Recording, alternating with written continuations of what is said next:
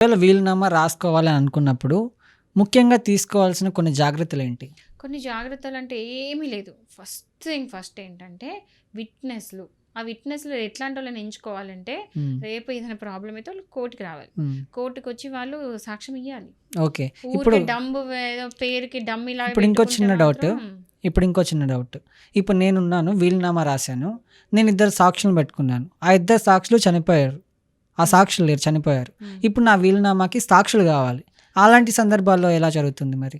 ఒకవేళ వీళ్ళామెకి అబ్జెక్ట్ చేయనంత వరకు ప్రాబ్లమ్ లేదు. హ్మ్. కానీ ఒక కోర్ట్‌లో కేస్ పడింది. దానికి ప్రాబ్లమ్ అయింది. మీరన్నట్టు ఇద్దరు విట్‌నెస్‌లు చచ్చిపోతే మాత్రం వాళ్ళెవరు సాక్ష్యం ఇయ్యకపోతే ఆ వీలునామా పనికిరాదు. ఓకే. సో, అందుకే విట్‌నెస్‌ని చూజ్ చేసుకుంటప్పుడు కొంచెం యంగ్‌స్టర్స్‌ని మరి ముసలాళ్ళని గాకుండా కొంచెం కోర్ట్‌కొచ్చి అదే చెప్తున్నా. మెయిన్ చూసుకోవాల్సిందేంటంటే సాక్షులని మీరు చూజ్ చేసుకొని కరెక్ట్ చూజ్ చేసుకోవాలి. ఎవరైతే కోర్ట్‌కొచ్చి రేపు సాక్ష్యం చెప్పేటోళ్ళు ఉంటారో, ఆ కెపాసిటీ ఉన్న వాళ్ళనే ధైర్యంగా వచ్చి కోర్ట్‌లో చెప్పే వాళ్ళని మాత్రం ఎంచుకోండి. ముసలోళ్ళని ఎంచుకున్నారనుకోండి, వాళ్ళొచ్చి మీరన్నట్టు ఏదైనా జరగవచ్చు. వాళ్ళొచ్చి కోర్ట్‌కి రాలేకపోవచ్చు. హ్మ్. సో, మీరు చూజ్ చేసుకునే బట్టి చూజ్ చేసుకోండి.